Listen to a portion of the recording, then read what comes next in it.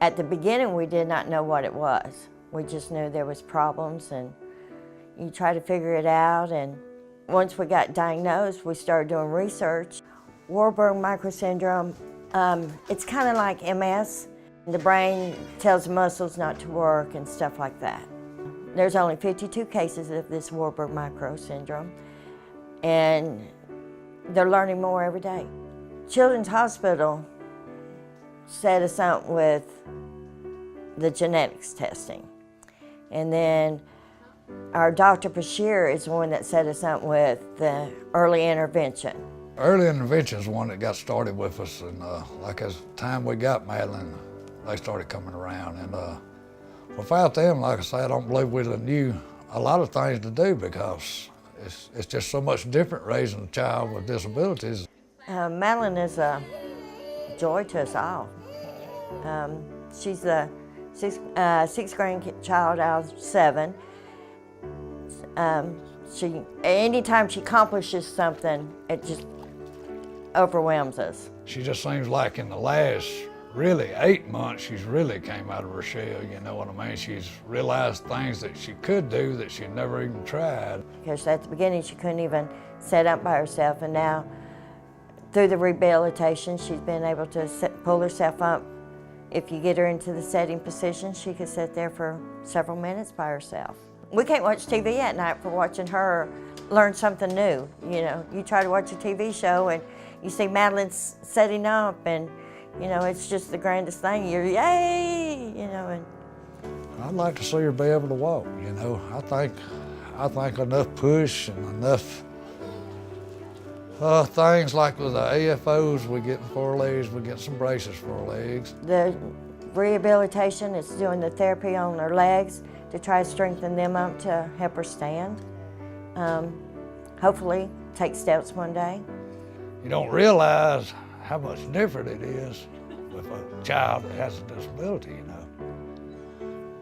And they give me ideas I never would have thought of. Like with the swimming pool, the new therapy that we've got there, she gets in there and she moves her feet and arms, and she loves it.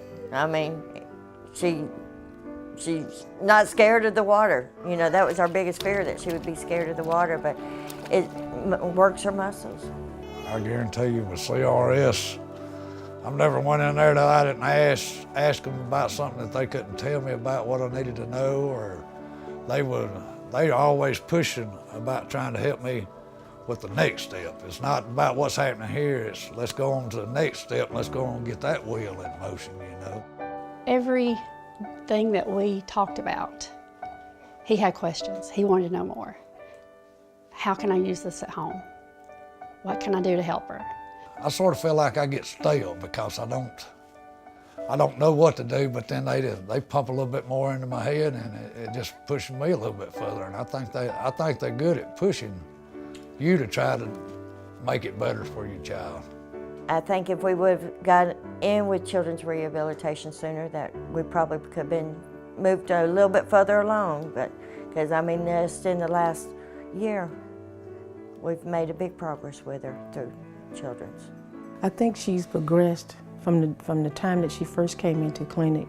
She has progressed as far as her weight, because I know, looking at the different clinics, she has gained weight. When I got her signed up with her school system and everything, I brought the paperwork in and I showed Miss Laura Langley.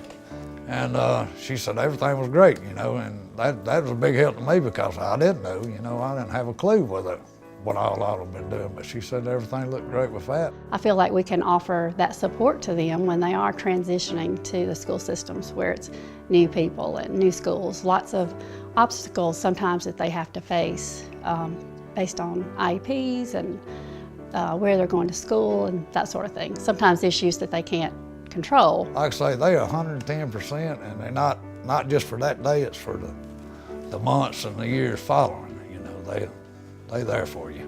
So it's very important to build those relationships and teach our parents, our caregivers, our grandparents, whomever is working with those children. I mean, if we didn't have children's rehabilitation, we wouldn't know the therapy to do for her. We wouldn't know how to help her or teach her to respond like she is to us now. They're teaching us every day. You know, they're our backbones. I think she can accomplish a lot more, you know. I want to see her. I want to see her be able to have the things that other children do and to do the things other children do.